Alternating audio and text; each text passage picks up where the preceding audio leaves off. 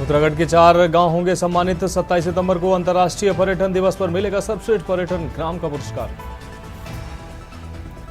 उत्तराखंड में 38वें राष्ट्रीय खेलों से पहले होगा खेल महाकुंभ। 1 अक्टूबर से कराने की खेल मंत्री रेखा आर्य ने दिए निर्देश। उत्तराखंड में 4800 पदों पर भर्ती का मौका। UKSSC ने जारी किया भर्ती परीक्षाओं का कैलेंडर। 21 अक्टूबर 2024 से 10 सितंबर 2025 तक आयोजित होंगी परीक्षाएं। यमुनोत्री धाम को हेली सेवा से जोड़ने की कवायद शुरू। हेलीकॉप्टर ने की सफल लैंडिंग। लंबे समय से यमुनोत्री धाम में हेली पैड निर्माण की चल रही थी मांग। देहरादून पुलिस ने चलाया वाहन चेकिंग अभियान। ट्रैफिक नियमों का उल्लंघन करने पर 597 वाहनों का चालान। 136 वाहन सीज। और भूधसाव से जूझ रहे ज्योतिर्मठ पर नए खतरे के आसार। विष्णु प्रयाग में धौली गंगा के ऊपर पिछले 2 से 3 दिनों में तेजी से हो रहा भूस्खलन। आप देख रहे हैं की न्यूज, खबरों का सारथी। नमस्कार, उत्तराखंड की खबरों में आपका स्वागत है। मैं हूं मनोज मानस और अहम खबर से बुलेटिन की शुरुआत करते हैं। केदारनाथ उपचुनाव से पहले उत्तराखंड राजभवन ने राज्य दंगारोधी विधेयक को मंजूरी देती है। राज्यपाल की इस मंजूरी के बाद अब दंगाइयों से सरकारी और निजी संपत्ति को नुकसान पहुंचाने वाले दंगाइयों पर शिकंजा कसा जाएगा। साथ ही उनसे नुकसान की भरपाई भी की जाएगी। आपको बता दें कि उत्तराखंड लोक निजी संपत्ति क्षति वसूली विधेयक 2024 को राज्य भवन ने मंजूरी दे दी है। यह विधेयक गैरसैंण में हुए मानसून सत्र के दौरान 23 अगस्त को पास हुआ था। विधायी विभाग से औपचारिक नोटिफिकेशन के बाद ये कानूनी रूप ले लेगा। इसके साथ ही राज्यपाल लेफ्टिनेंट जनरल गुरमीत सिंह ने विधायकों के वेतन भत्ते बढ़ाने से जुड़े उत्तराखंड राज्य विधानसभा विविध संशोधन विधेयक 2024 को भी अपनी स्वीकृति दे दी है। राज्यपाल की विधिवत मंजूरी के बाद अब इन विधेयकों को विधायी विभाग को भेज दिया गया है। प्रदेश में उपद्रव फैलाने वाले और सरकारी निजी संपत्ति को नुकसान पहुंचाने वालों पर अब कड़ी कार्रवाई होगी। मुख्यमंत्री पुष्कर सिंह धामी ने सख्त कानून बनाने की घोषणा की थी। देवभूमि उत्तराखंड में अब दंगाइयों की खैर नहीं। दरअसल धामी सरकार ने दंगा कर माहौल खराब करने वालों के खिलाफ सख्त कार्रवाई का निर्णय लिया है। इसके साथ ही अब नुकसान की भरपाई भी दंगाइयों से की जाएगी। राजभवन ने इससे संबंधित विधेयक को भी अपनी मंजूरी दे दी है। आपको बता दें कि प्रदेश में उपद्रव फैलाने और सरकारी निजी संपत्ति को नुकसान पहुंचाने वालों पर कड़ी कार्रवाई को मुख्यमंत्री पुष्कर सिंह धामी ने सख्त कानून बनाने की घोषणा की थी। वहीं भाजपा मुख्यमंत्री की ओर से लिए जा रहे एकाएक बड़े फैसलों से काफी उत्साहित है। भाजपा का दावा है कि जो भाजपा कहती है वो करती है। वहीं विपक्ष का तर्क है कि दंगाइयों के विरुद्ध सख्त कार्रवाई का प्रावधान पहले भी है, लेकिन सरकार हेडलाइन बनाने के लिए ये सब प्रयोग करती है। वहीं कांग्रेस ने इस कानून के दुरुपयोग की भी आशंका जताई है। देखिए, हमारे यशस्वी मुख्यमंत्री श्री पुष्कर सिंह धामी जी ने जो वायदे यहाँ पर एक्ट लाने के कहे थे उसको उन्होंने सार्थक करा है और धरातल पर उतारा है।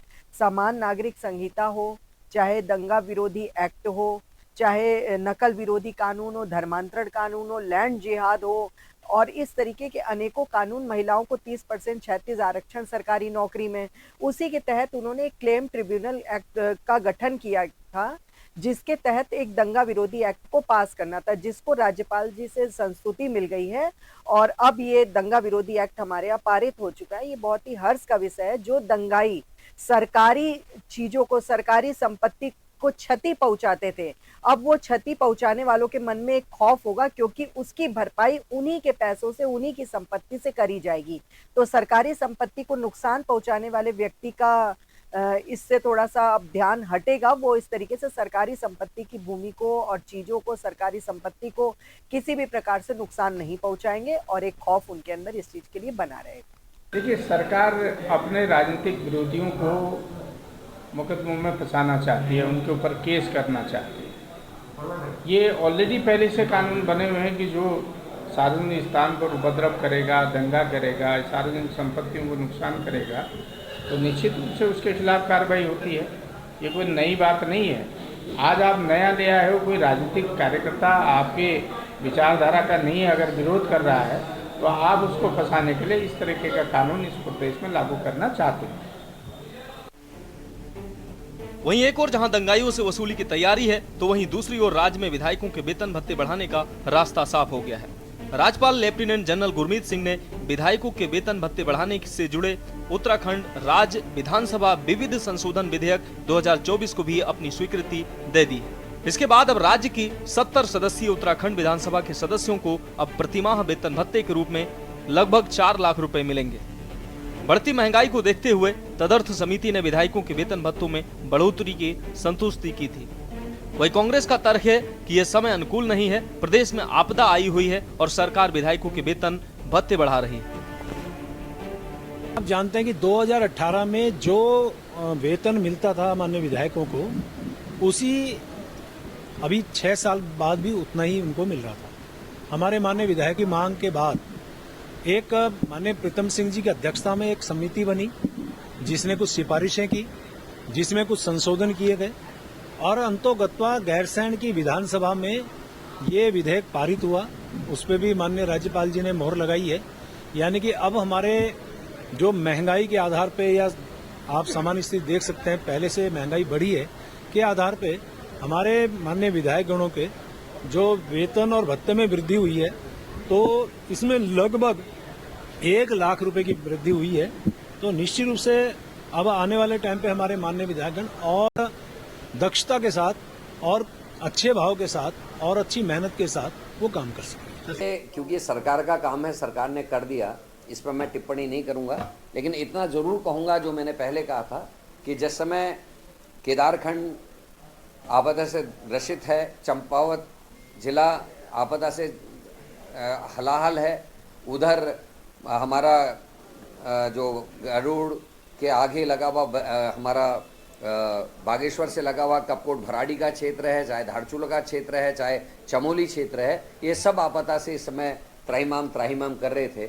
इस समय आवश्यकता थी कि सरकार संवेदनशीलता दिखाते हुए पहले राहत कार्य करती और सही समय आने पर, समान स्थितियां होने पर ये वेतन उसका बढ़ाती तो ज़्यादा बेहतर होता। अभी गैरसैंण में जो सरकार ने 3 दिन का सेशन किया था, उसमें अनुरूप बजट में इन्होंने ये चीज़ को प्रस्तुत करा था, जिसमें जो विधायक थे उनकी जो आय है उसको बढ़ाया गया है, जो उनको भत्ते हैं उनको बढ़ाया गया है और उस भत्ते में जो सुविधाएं हैं विधायकों को वो सब बढ़ाई गई हैं। यूकेडी सरकार से पूछना चाहती है कि ये जो अतिरिक्त भार जो बोझ पड़ेगा आय का या खर्च का जो पड़ेगा प्रदेश में, ये प्रदेश के बजट में, ये कहाँ से लाएंगे? क्योंकि देखिए हमारा जो प्रदेश है ये इसमें आय के स्रोत बहुत कम है और जितने भी ज़्यादा यहाँ की जो खर्चे हैं वो केंद्र की जो योजनाएं हैं उनसे जो अंशदान मिलता है उनके द्वारा पूरा किया जाता है। यहाँ स्वयं की राज्य की जो आय है वो बहुत कम है और ऐसे समय में यदि इस तरीके का कोई कदम सरकार उठाती है और उस पर अतिरिक्त आय का बोझ पड़ता है, जो बजट है वो हमारा गड़बड़ा जाता है और तो ये अतिरिक्त आय का जो स्रोत है ये सरकार को बताना चाहिए कि इसके द्वारा जो ये अनुरूप बजट में इन्होंने सरकारी भत्ते विधायकों के बढ़ाए हैं, ये भत्तों का जो बोझ है वो सरकार किस रूप में कम करेगी और वो पैसा कहाँ से आएगा, उसके लिए कौन से नए प्रोजेक्ट लगाए जा रहे हैं या कौन से नई कार्य योजना शुरू की जा रही है, कौन सी नीति है, ये सरकार को स्पष्ट करना चाहिए। नहीं तो एक तरीके से एक फिजूल खर्ची है।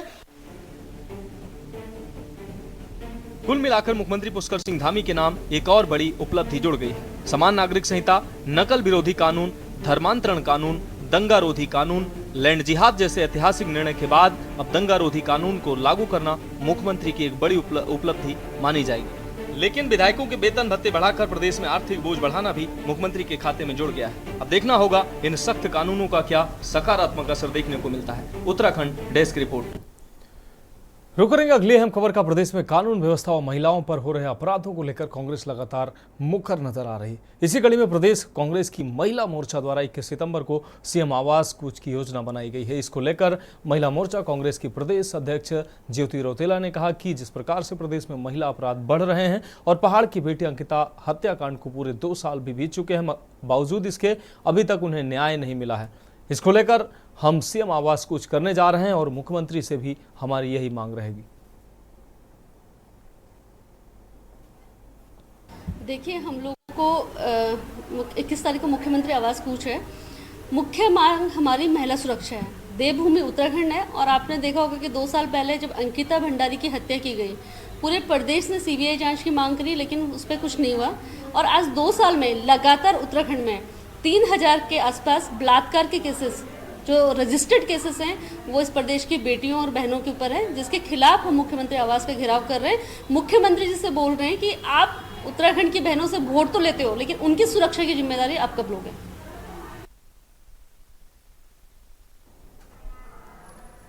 बढ़ेंगे अगली खबर की ओर। प्रधानमंत्री नरेंद्र मोदी के वर्धा महाराष्ट्र में पीएम विश्वकर्मा योजना की पहली वर्षगांठ कार्यक्रम का देहरादून के आपको बता दें निरंजनपुर स्थित राष्ट्रीय कौशल प्रशिक्षण संस्थान में वीडियो कॉन्फ्रेंसिंग के माध्यम से प्रसारण किया गया। कार्यक्रम में राज्य के ग्रामीण विकास मंत्री गणेश जोशी वर्चुअल माध्यम से जुड़े। इस अवसर पर मंत्री गणेश जोशी ने योजना के लाभार्थियों को प्रमाण पत्र वितरित किए, साथ ही स्टॉल का अवलोकन भी किया। इस दौरान उन्होंने परिसर पर रुद्राक्ष के पौधे का रोपण किया।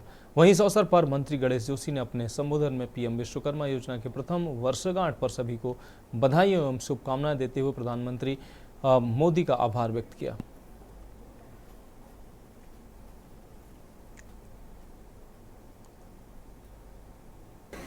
इस योजना के माध्यम से हमारे वो शिल्पकार, चाहे सुनार हो, चाहे बड़ई हो, चाहे मुखी हो, चाहे मिस्त्री हो, ऐसे 18 किस्म के हमारे लोग जो नव भारत के निर्माण में अपनी भूमिका को सुनिश्चित कर रहे हैं, उनको आगे बढ़ाने का काम इस योजना के तहत मोदी सरकार कर रही है।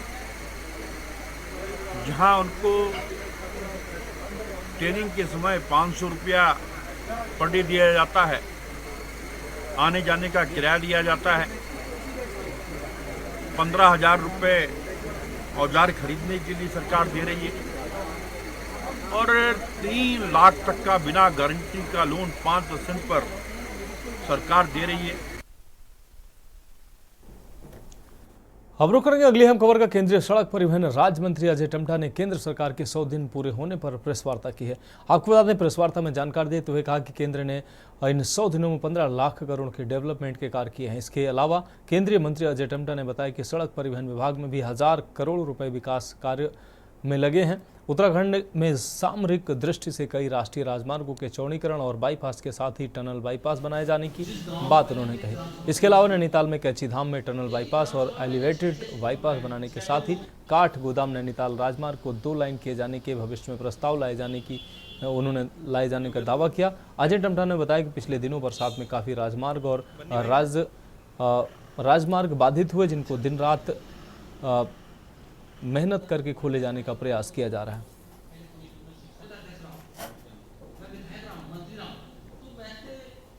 प्रधानमंत्री मोदी जी के नेतृत्व में तीसरी बार ये सरकार के 100 दिन के कार्यों में लगभग 15 लाख करोड़ रुपए का निवेश किया है, जिसमें हमने कृषि, बुनियादी ढांचे और सामाजिक कल्याण को मजबूत करने के निर्णय लिए हैं।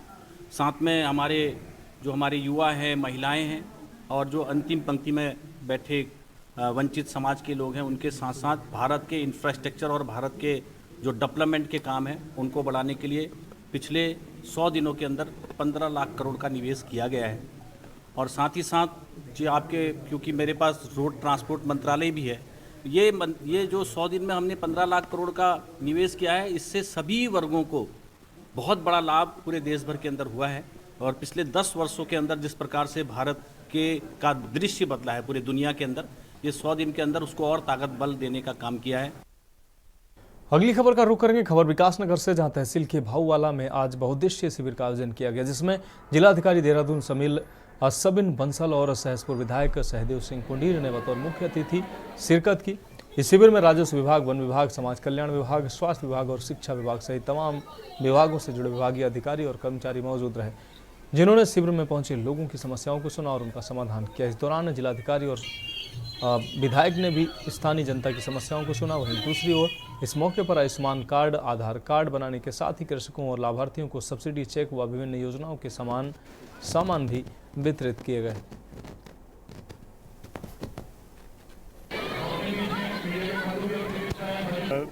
देखिए, ये हमारी गवर्नमेंट की प्रायोरिटी है कि हम बहुउद्देशीय शिविर के माध्यम से जो हमारा सरकार जनता के द्वार कार्यक्रम भी चल रहा है एज अ प्रायोरिटी इनिशिएटिव, तो उसने हम दूर दराज के इलाकों में, सुदूरवर्ती क्षेत्रों में हमारे सरकार की फील्ड में जितनी भी योजनाएं हैं, जितने भी हमारे विभाग काम कर रहे हैं जनमानस के लिए, उनके सभी पब्लिक गुड्स को, सर्विसेज को हम उनके डोर स्टेप तक लेके जाएं।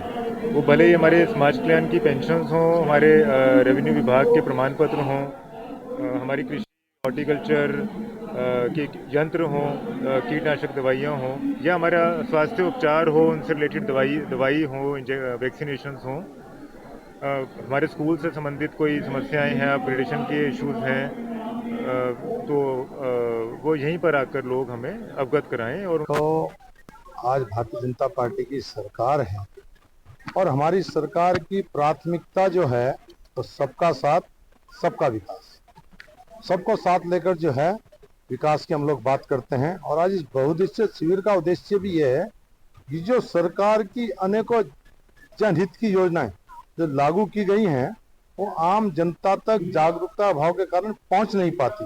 तो इस शिविर के माध्यम से आज जो है किसी के जो है आय प्रमाण पत्र बनना है, किसी के, अभी आपने देखा होगा कि यहाँ पर जो है किसानों की आय किस प्रकार दुगनी हो, तो उनको जो है यहाँ पर कृषि के यंत्र दिए गए हैं। हमारी महिला समूह, हमारे इस देश के यशस्वी प्रधानमंत्री जी का भी क्या नाम से एक संकल्प है कि देश की 3 करोड़ बहनों को लखपति दीदी बनाया जाएगा, और उसी रूप में आपने देखा होगा महिला समूह को भी यहाँ पर कृषि के माध्यम से उनको भी यंत्र दिए गए हैं। तो खबरों में वक्त एक ब्रेक का, जल्द हाजिर होंगे। आप देख रहे हैं के न्यूज, खबरों का सारथी।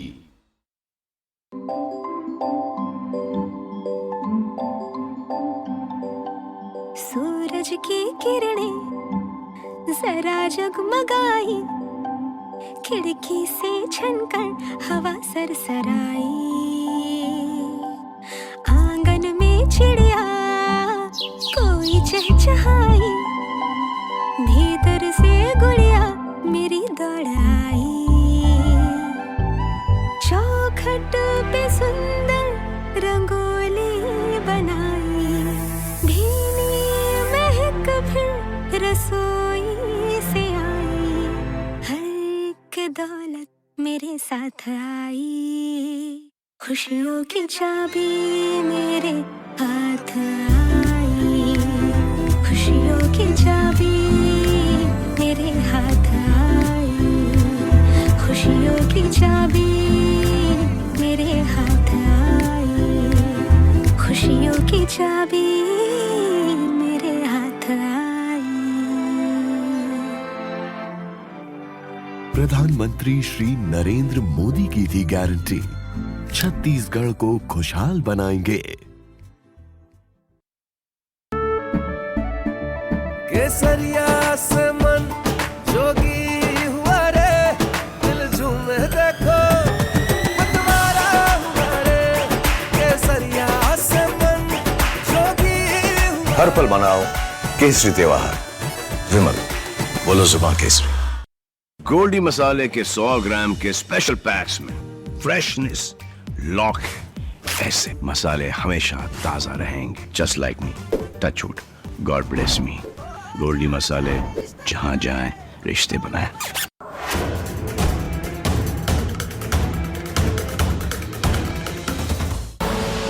आप देख रहे हैं के न्यूज, खबरों का सारथी। ब्रेक के बाद एक बार फिर से उत्तराखंड की खबरों में आपका स्वागत है। रुक करेंगे अगली अहम खबर का। खबर जनपद उधम सिंह नगर के खटीमा से है, जहां वरिष्ठ पुलिस अधीक्षक उधम सिंह नगर के निर्देश के क्रम में तथा पुलिस अधीक्षक एवं पुलिस क्षेत्राधिकारी के निर्देश में खटीमा कोतवाली क्षेत्र के अंतर्गत थाना इनकैया पुलिस द्वारा थाना अध्यक्ष के नेतृत्व में अवैध तस्करी के विरुद्ध चलाए जा रहे अभियान के तहत मुखबिर की सूचना पर नेपाल से सटे ग्राम मेलाघाट में एक निर्माणाधीन मकान से 10 पेटी नेपाली लाइटर बरामद किया गया है, जिसमें 10,000 लाइटर थे, जिसकी कीमत लगभग 1 लाख रुपए बताई जा रही है। ये नेपाली लाइटर नेपाल से तस्करी कर भारत लाए जा रहे थे। वहीं पुलिस ने इस मामले में नियमानुसार अग्रिम कार्रवाई शुरू करते हुए बरामद माल को कस्टम विभाग के सुपुर्द कर दिया है।